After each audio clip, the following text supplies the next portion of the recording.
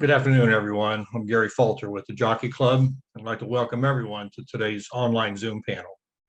Today, we have some representatives from HISA, which is the Horse Racing Integrity and Safety Authority. They'll talk about the registration process for thoroughbred owners that I believe we all know has to take place by July the 1st. The entire panel is going to last about 60 minutes. There'll be about 45 minutes of discussion from the panelists, followed by as many questions from the audience for the speakers to answer in the remaining time. And if you'd like to submit a question during the panel, please use the Zoom Q&A button at the bottom of your Zoom screen. And today's moderator is TV racing analyst Kaiten Bradar.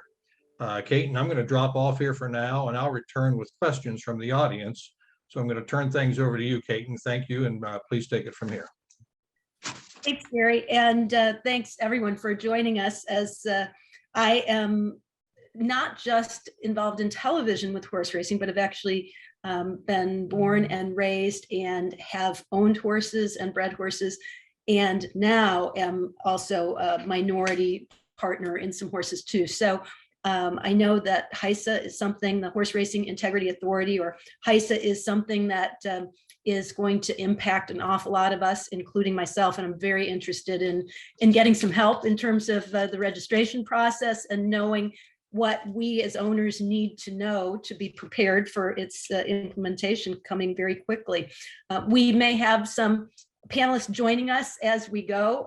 This is kind of like a race with everybody kind of jumping in at different times, but we're really happy to have with us the Chief Technology Officer, Steve Keach, because I think that technology is kind of the key to being able to understanding the registration process, which has been something that has been very much on people's minds of late. So rather than waste a lot of time, and I see that Lisa Lazarus is joining us as well. She's in transit, yes, but the CEO of HISA will be with us as well to answer some questions.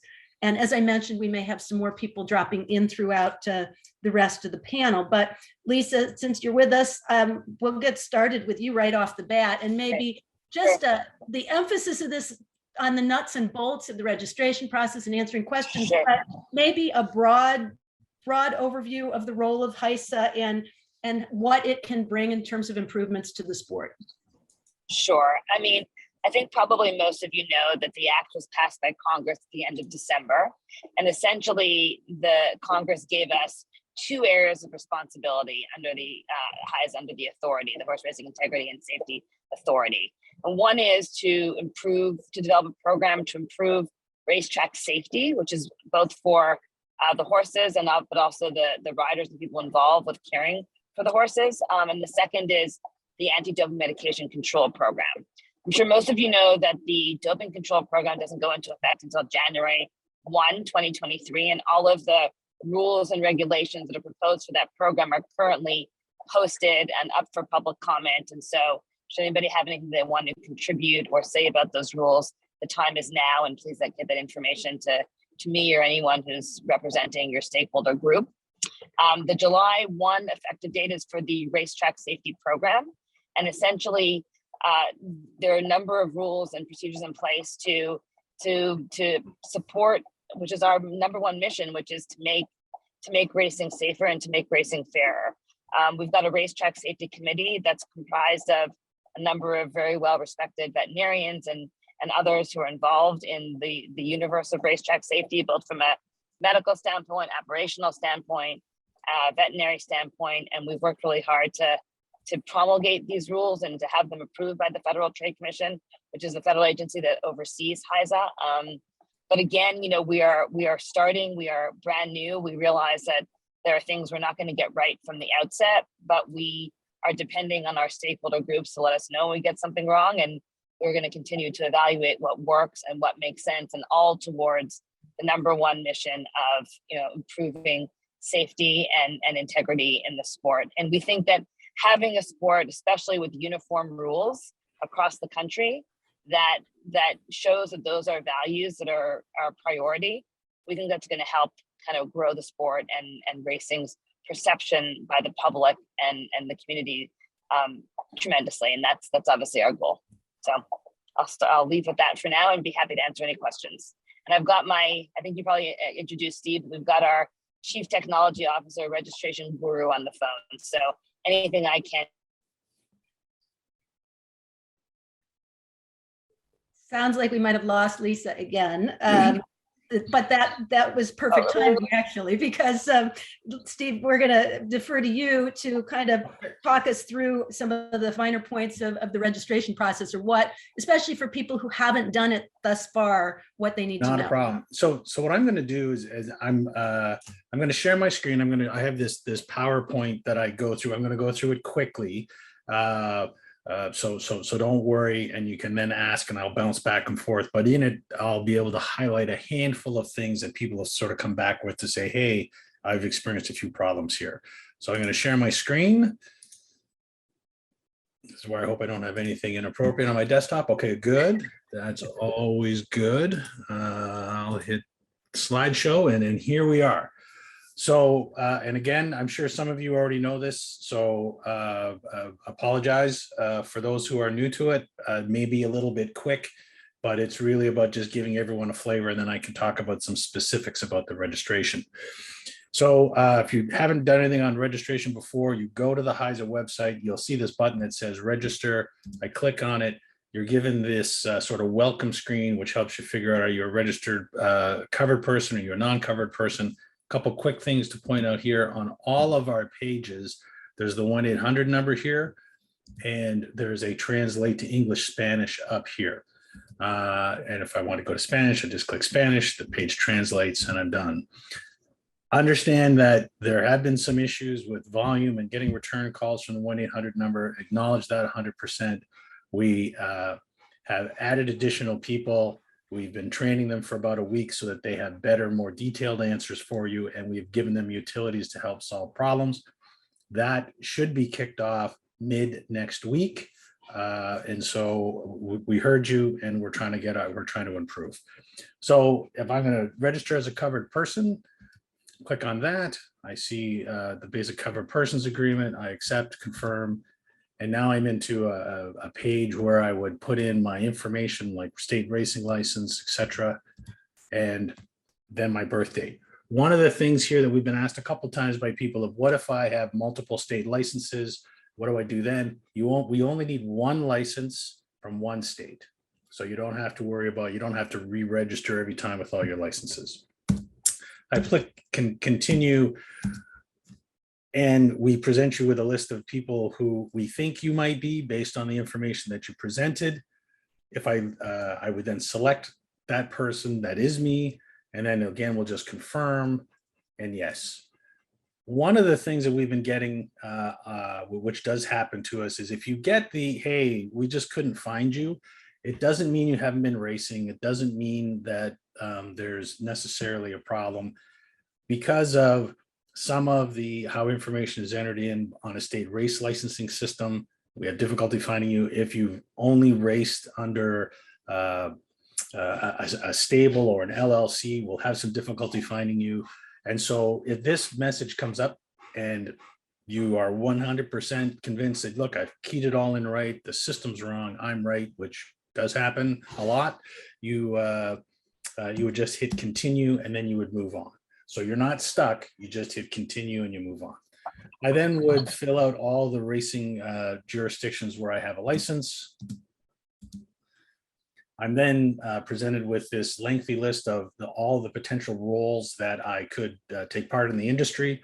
Again, you can choose all that apply.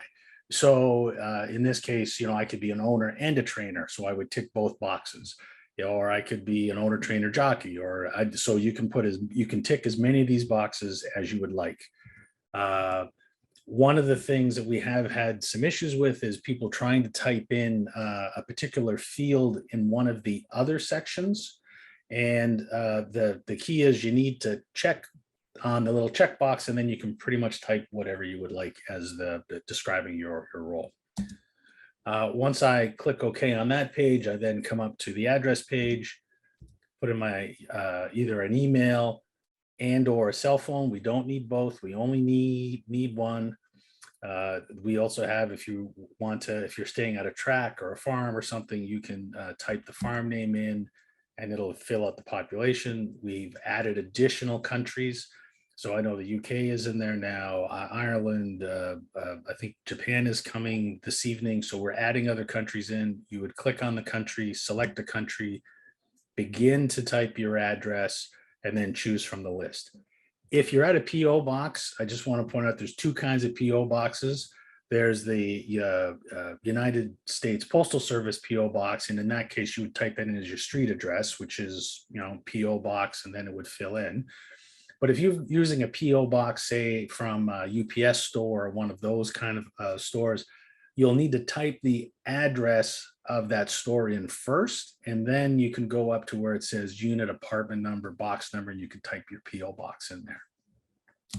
I would select, in this case, I selected 1200 12th Street.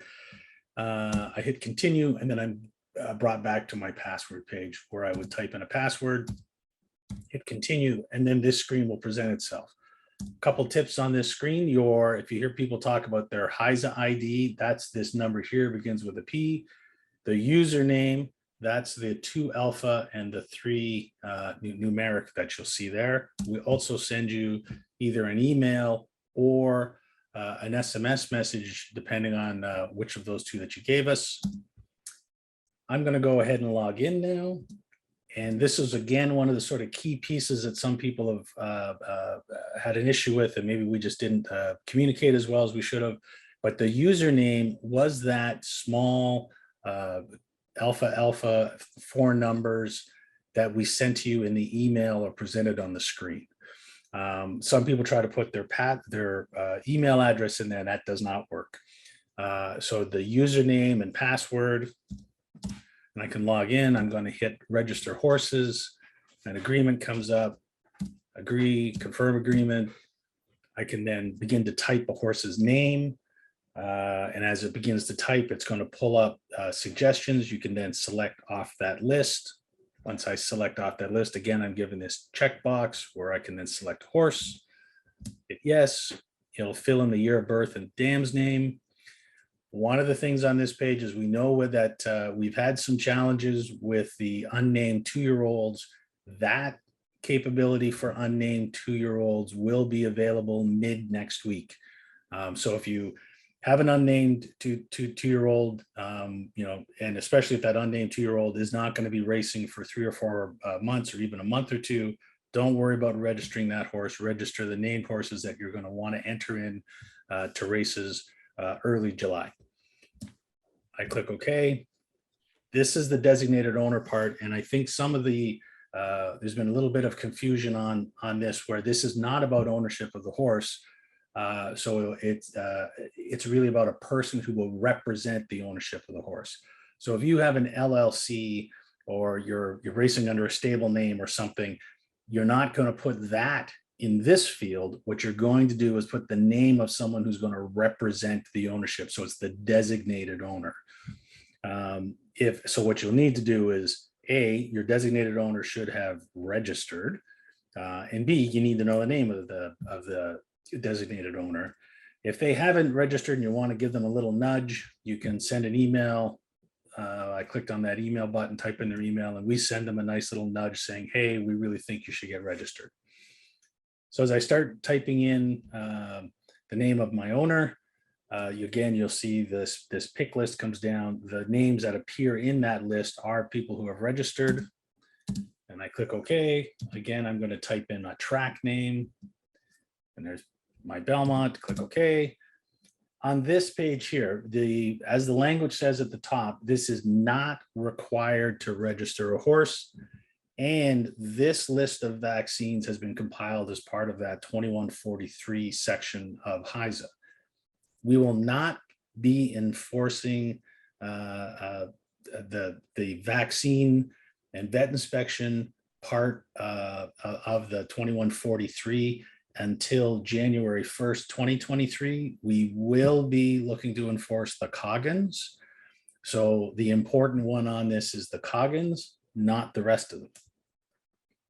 I'll then hit continue and OK and done. And now I've registered the horse. So I'm going to stop sharing my screen. open it up for questions. And I apologize for going so quickly, but I wanted to give just a really brief overview because I'm sure there's more questions, which I think will be more valuable than me dithering around on something. Oh, Steve, I think that was really helpful. And I want to remind all of our participants that we are recording this. So you will be able to go back and look at that section. It's going to be posted on the Ownerview site, and it will be posted later. So we're also going to get to the questions from everybody joining us in just a little while after we've had a chance to kind of cover some of the nuts and bolts first. But I see that there's a lot of questions in the queue. So keep sending the questions, and I promise we will get to them in plenty of time. I do have a couple questions just off of what you said, and I think probably the most important is how somebody can get technical support if, while they're doing this, in the process of completing their registration, they run into any issues. Absolutely. So there is, at the bottom of every page, there is a 1-800 number. It's in that sort of bottom right-hand corner. I don't have it memorized, but I've just scrolled to a page, and that number is 1-877-513-2919. That's 1-877-513-2919. We understand that there's been some disappointment in just the sheer volume and the people and the specificity of some of the questions. So what we've done is we've gone and increased that capability. We're training people on it. We've given them some additional tools. We've given them more information so that they can do a better job at answering questions. Those new people who we've trained, they're going to be available, as I said, I believe it is middle of next week, because we understand that, you know, this is a very important thing, and we need to make sure we've got the right people in place.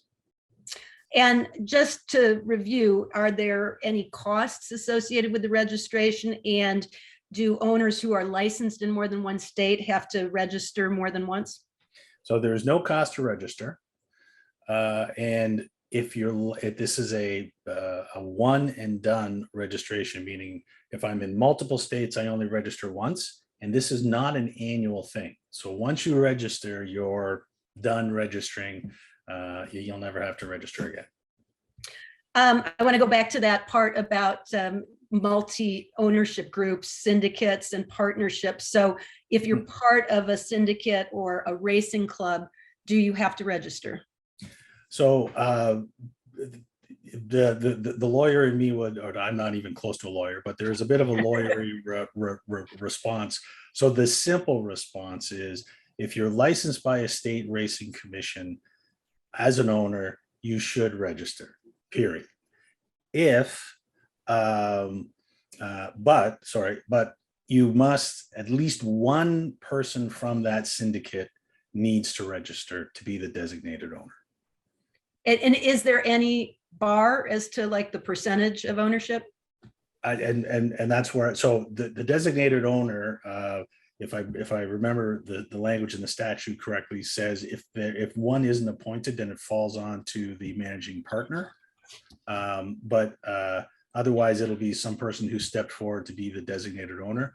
I think when it comes to the syndicate thing, it really comes down to, if you're licensed by a state racing commission as an owner, then you should register.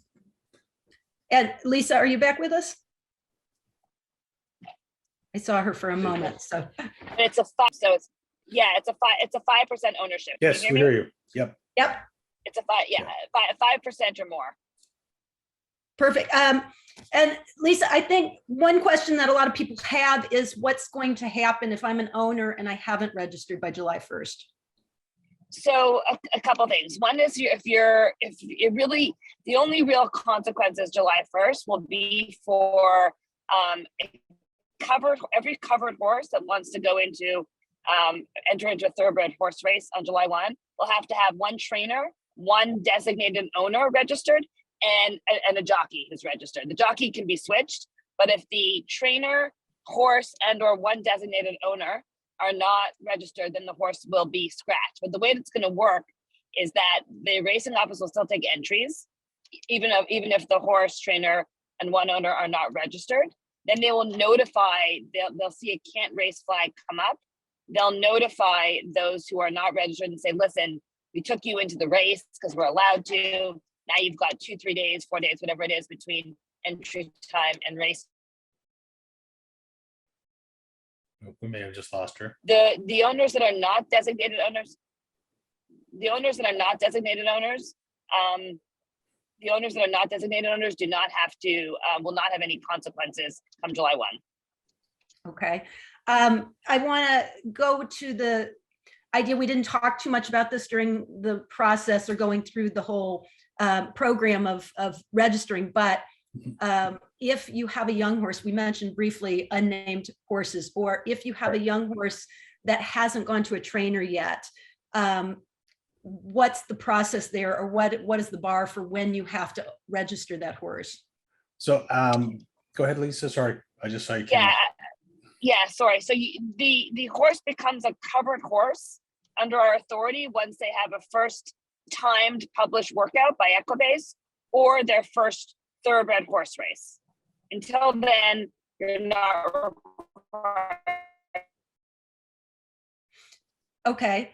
So the next question would be, if the horse is, if the horse is on a training center, hasn't been assigned to a trainer yet, but does have a name and does have a published workout because it's, say, a recognized training center, then who is responsible for making sure that that information goes in? And then also, as an adjunct, what do you do to then later transfer the horse to a trainer once he's picked out? Absolutely. So that would be the designated owner, or one of the owners would register the horse. Whoever registers the horse, unless they fill in that sort of designated owner area, they'll end up being both the designated owner and the responsible person, or which most people call as the trainer. When I want to swap out a particular horse, I'm just going to share my screen real quick. Can you guys see my screen? Yes. So this is a horse. Let me just go back. I've already played with that horse. I'm going to go back to my horses. Sorry, it's take a sec to build up. So this is what this would be. This is a test system, but this is a list of horses which you see. If I say wanted to change my trainer, you saw how I clicked on those 3 dots and this menu came up, and I could change an owner, change a trainer, share a horse, assign an attending vet. I can also do the same thing if I pull up the detail of the horse. And I'll spend a second talking about the can race, because that has been a lot of questions. Where I would say, if I was changing the trainer here, I would click on the 3 dots, click change trainer, type in the name of a registered trainer, that stalwart of horse training, me. And then what'll happen is that'll send a message to, in this case, it was Steve Keach. And what'll end up happening is it'll say, hey, do you want to be the actual owner to that or to be the trainer to that horse? So the other thing I was going to show was the can race flag. Sure why I'm taking the line, could be because I'm on video, sorry about that. But on the can race flag on the nose, again, a test system, it could be someone playing with me in the background, so my apologies about that. But on the can race button, when I click on it, it'll give you a reason why the horse can't race. Currently, we're using what I would call the rules as they're set forth in the regulations, which has those vaccines and the vet inspection record being applied. So a number of horses will have can race is no. On Monday, the only thing we're going to be looking for that can race flag is the horse on the vet's list, and does it have a Coggins? And if it's not on the vet's list and it does have a Coggins, then you'll be able to enter that race. Then that horse will be able to race. So hopefully that clears that up. We know it's been a distraction, and deep apologies for it, but we'll get that cleaned up. So, and Lisa or Steve, the can race, can't race, I guess, is something that I'm sure owners are going to be thinking about as well, in terms of if they've registered, their trainer has registered, but whose responsibility is it to make sure that everything else is in place for that horse to be a can race horse? So really, it's the responsibility of the trainer to register the horses. For the most part, obviously, an owner can have a different relationship with his or her trainer if they wish to, but the responsibility of registering the horses typically, and we expect it to fall on the trainer. And those are really the only things you need in place: is the trainer registered, the horse registered, and one owner per horse registered. Are there any rules that owners should be aware of to avoid being in any violation? So No? I think, listen, I don't think there, I mean, let me just quickly maybe answer that. Just to take what Steve was saying a moment earlier ago about the vaccinations with a bit more detail, is originally the rules required a number of, and the rules do require a number of vaccinations that the Racetrack Safety Committee thought were appropriate given the existing research. Once we took a deeper look at that and we got a lot of feedback from trainers and owners, we realized that there were some vaccinations in there, like rabies, that were not necessarily something that trainers or owners, or not all trainers or owners, had done in the past, and it was something that might have been new to a number of people. And we wanted to make sure that we were being kind of realistic, measured about that, and also that we were doing that in the best interest of the horse and the welfare of the horse. So we extended that deadline until January, so that all of those vaccinations can be given at a time that's appropriate from a training and veterinary care standpoint. And if anyone has any feedback about a particular vaccine they don't think is appropriate and they don't think is best for their horse, they can have the chance to let us know that. So now it's only the Coggins, and the vaccination field isn't mandatory. And that's, Steve was talking earlier about, currently you may see a can't race on a horse because all of the vaccinations aren't in, but that is essentially kind of a rule relaxation that will be implemented from a technical standpoint by Monday. So all of those will be changed by Monday. Other than that, I think the only thing that owners really need to be focused on at this stage is making sure that their trainer is registered and their trainer has registered all of their horses that are going to be racing July 1. From a practical standpoint, if your horse isn't racing July 1, you have more time. The July 1 deadline is for obviously for any horse that's racing July 1 and later. But if you have a horse that's not going to race till August, for example, from a practical standpoint, you can wait. You don't have to wait, obviously. But what you really need to focus on now is making sure that your trainers and your horses that are going to run on July 1 are registered. I think that clears up a lot for a lot of people, or eases their mind just a little bit. I know there's a ton of questions. So Gary, I will hand it back off to you for some of the questions from our audience. Okay, Kate, and thank you. And yeah, we've got a lot of questions here. So I'll just go ahead and propose them. And Steve and Lisa, ask you to just chime in. So when a racing license application is pending for an owner, what do you enter in the license number box? Well, we do need a license number of some type. Even if they have their license number from last year, that'll do for us.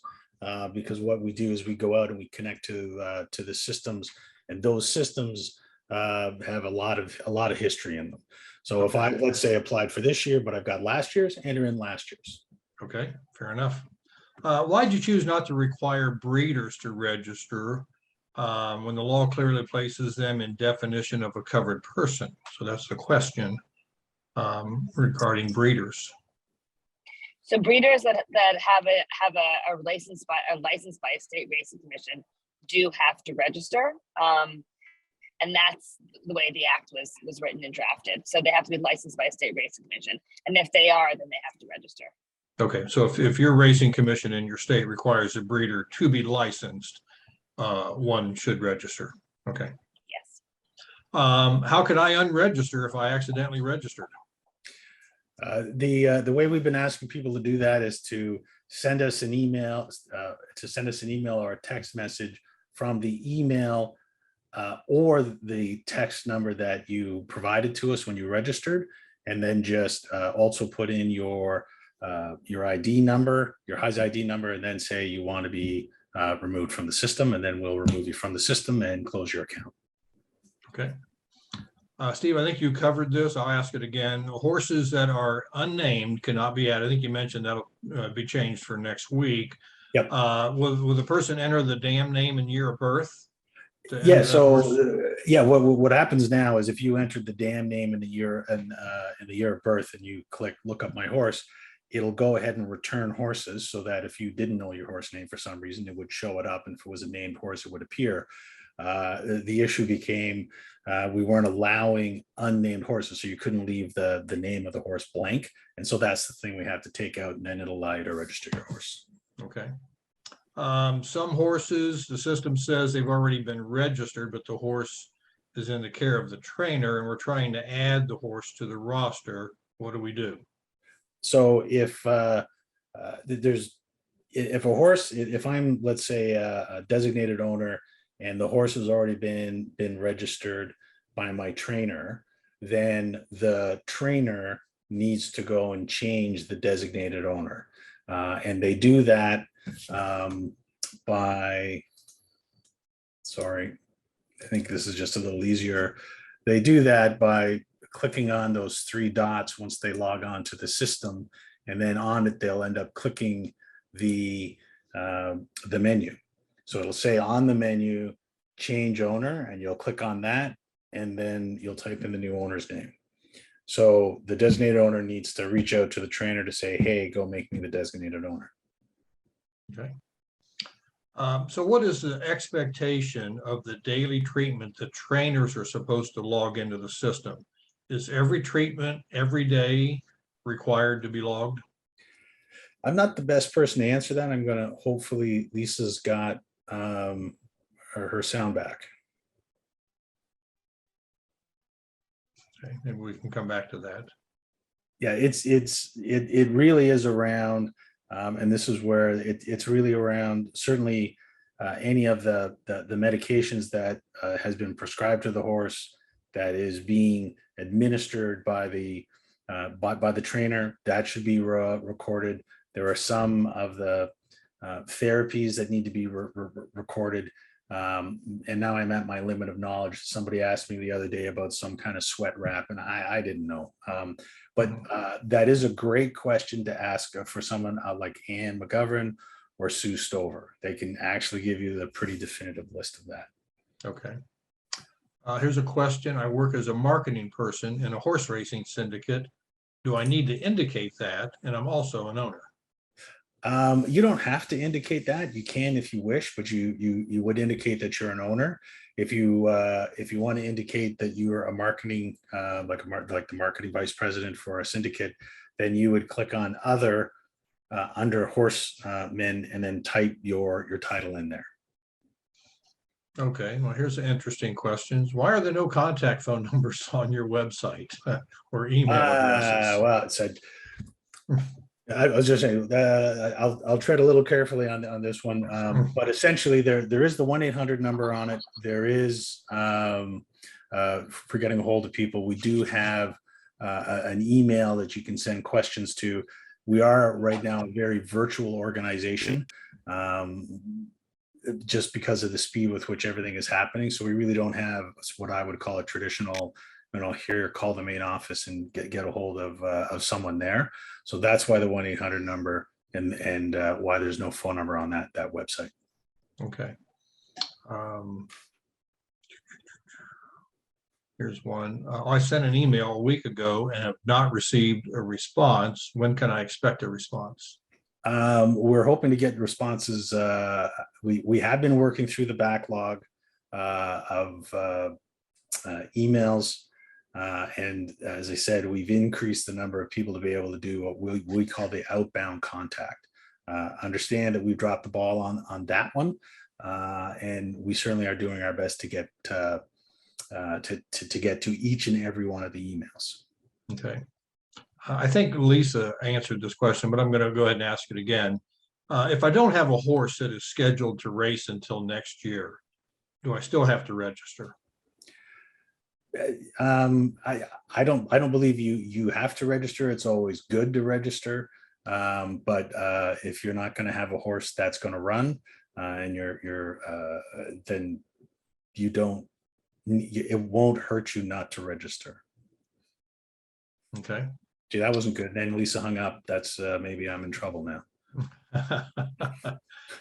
So if I sign up now as an owner, does that mean that I automatically accept all the rules and future rules and changes?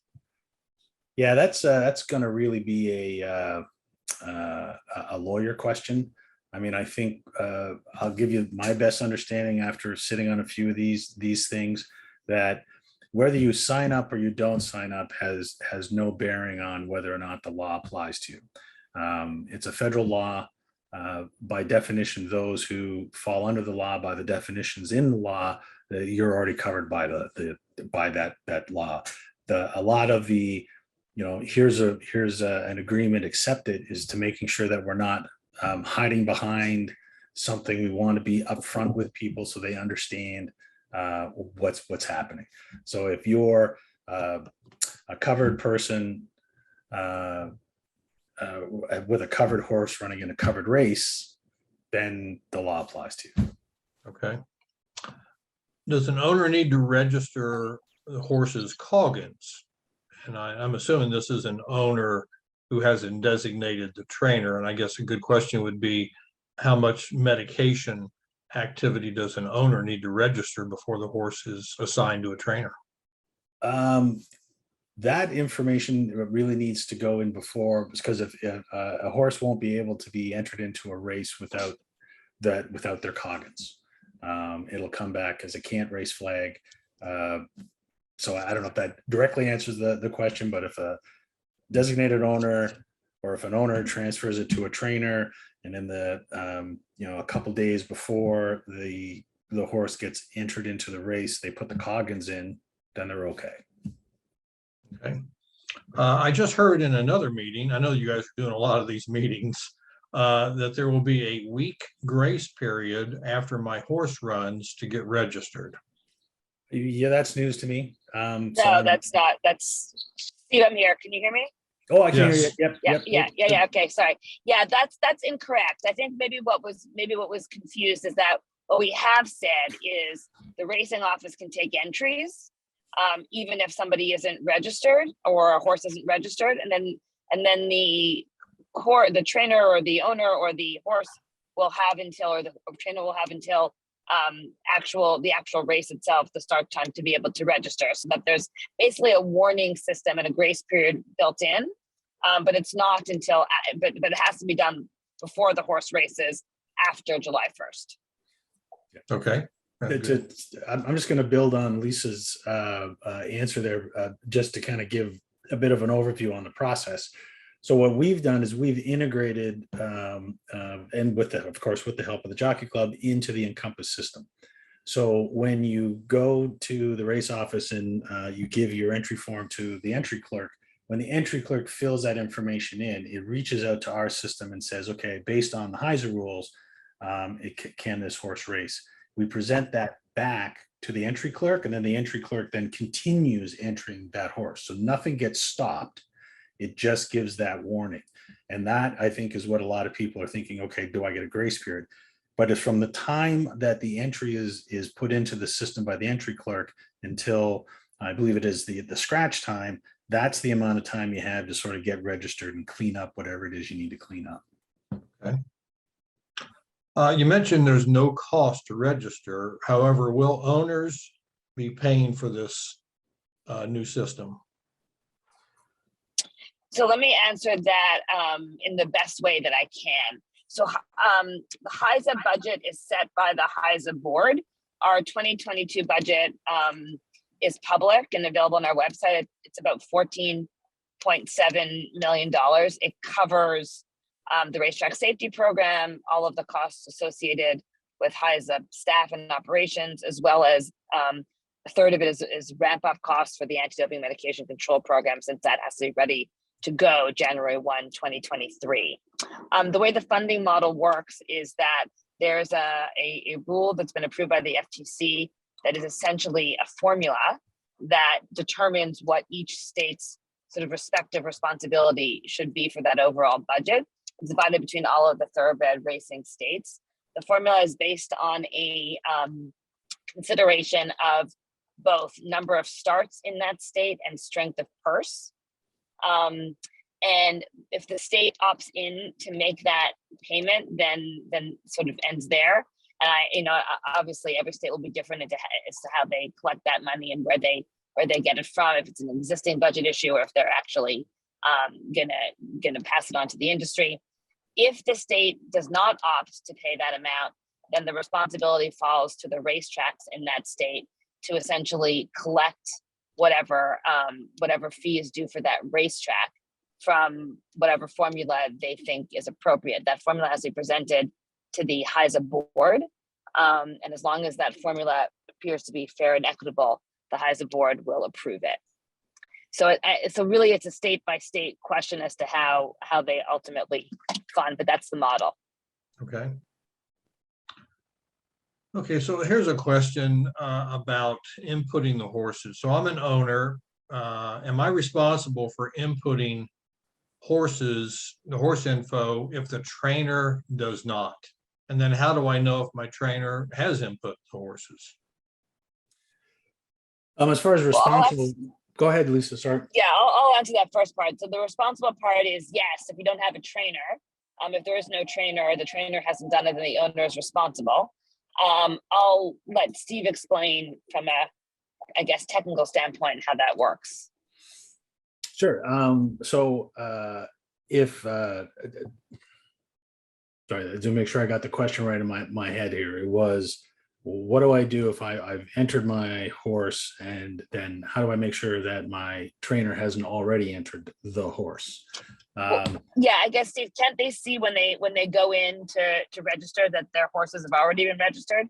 Well, when they select the horse, it says that your horse has already been registered, which at that point in time, you'd need to reach out to your trainer to see if they're going to be registered, like who actually registered the horse. We currently don't have a way for people to look up, who's registered what horse. We can provide that information for you if there certainly is an issue. I've only run into 2 situations where somebody has incorrectly registered a horse, and we sorted that out pretty quickly. It's usually been one of the owners has previously registered the horse, or the trainer has previously registered the horse. So we don't, like I said, we don't have a lookup. So a little person-to-person communication required at this point. I have a question which I threw out to folks about how do we go about giving that information or access to that kind of information without giving away too much information.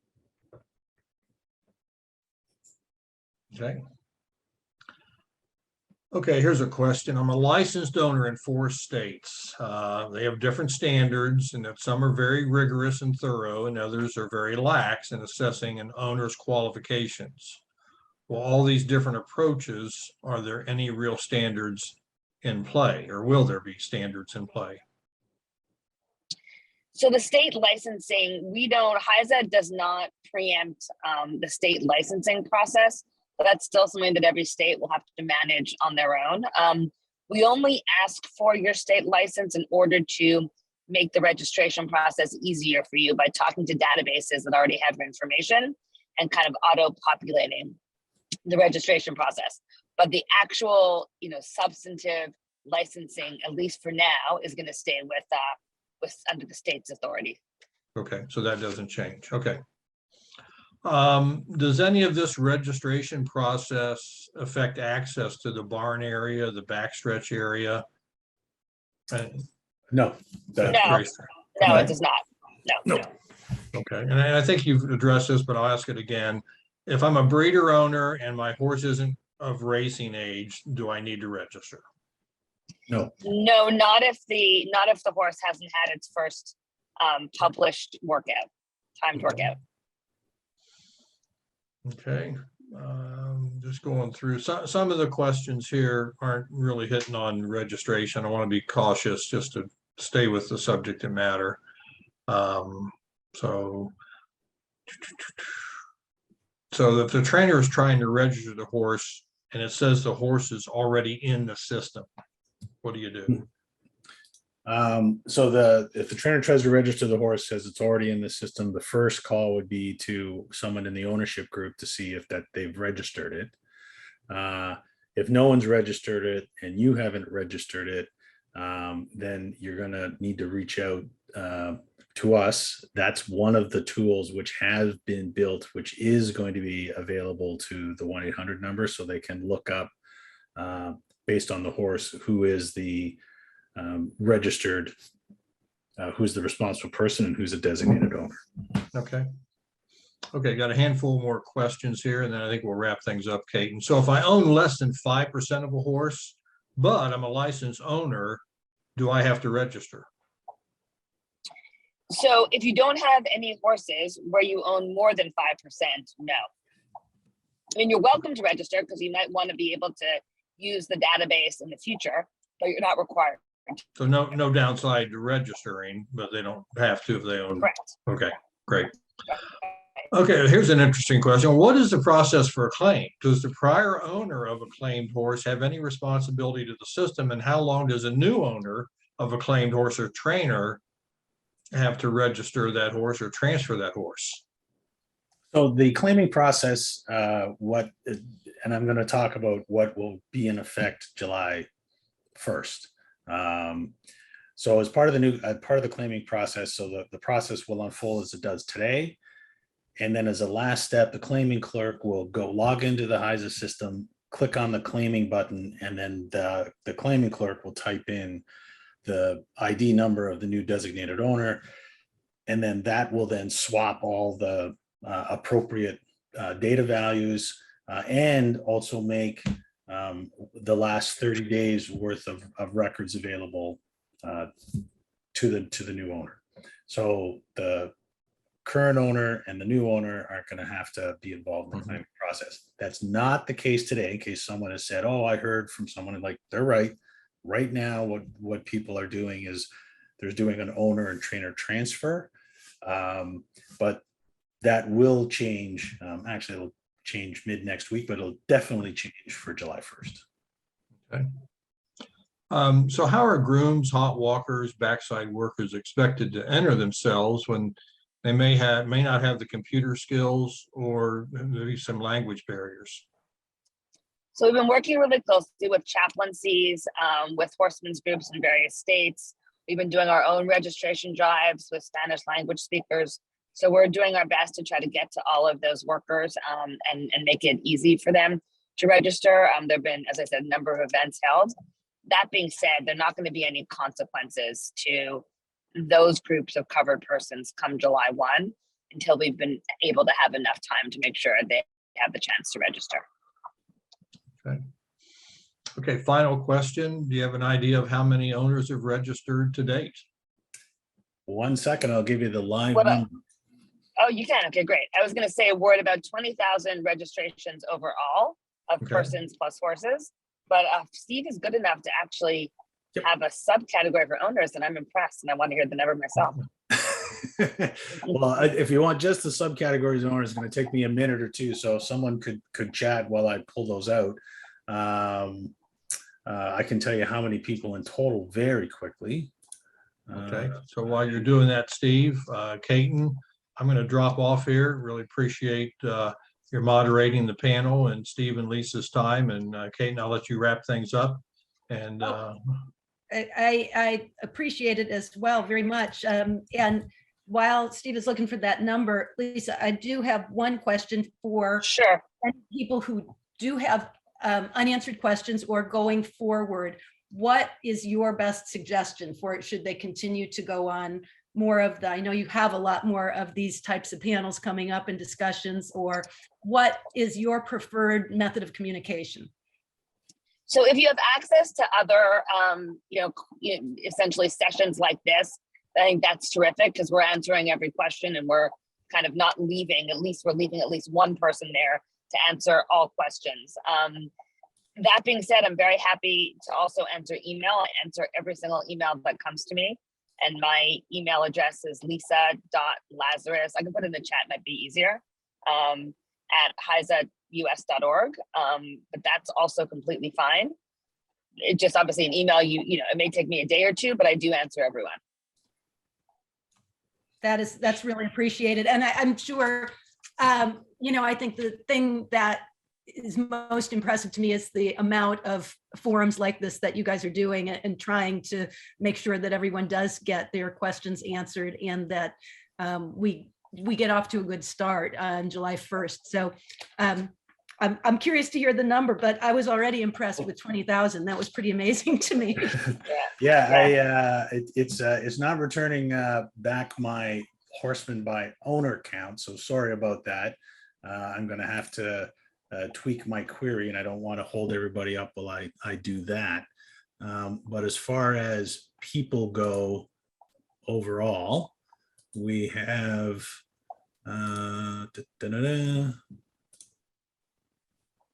we have 11,587 people registered so far. And we have, as far as horses go, You're good, stay here. we have 9,273 horses. Wow. Well, definitely making some progress in a quick amount of time, that's for sure. I can just add one thing to that. Can I just add before we close, just one thing I want to add to that. And again, I really thank everyone for being here today. And I apologize about my connectivity for part of it. I had not anticipated I'd be having to travel at this time. But the thing that was most important to me and to HISA from a leadership standpoint is we wanted to feel comfortable come July 1, that everyone who should be registered, needs to be registered by July 1, knows about the registration process and has support in registering. And I genuinely feel that based on these numbers, and given the fact that we still have 2 weeks left, that we're going to be able to achieve that metric. There's people who don't register if they don't want to, and we have to respect that. It's an independent, personal decision. But as long as I'm confident that anybody that wants to register will be able to by July 1. Well, again, I really want to thank you, Lisa. I want to thank everyone for joining us that has been on the panel today. Steve, as well, for your expertise in the technology end of it and for walking us through this. This is such important stuff, and many thanks to the owners who've joined us today. We appreciate the time that everyone has taken out to be with us, and we will be back in September with another online panel. I'll also be in Saratoga with the owner view team, Gary Falter and Shannon Luce, and look forward to seeing some people out there. In the meantime, hope everyone stays safe and gets a chance to visit the Winner's Circle as often as possible, and wish you all guys good luck. Thanks so much. Thank you so much. Have a good afternoon, everyone. Nice to see you all. Nice seeing you.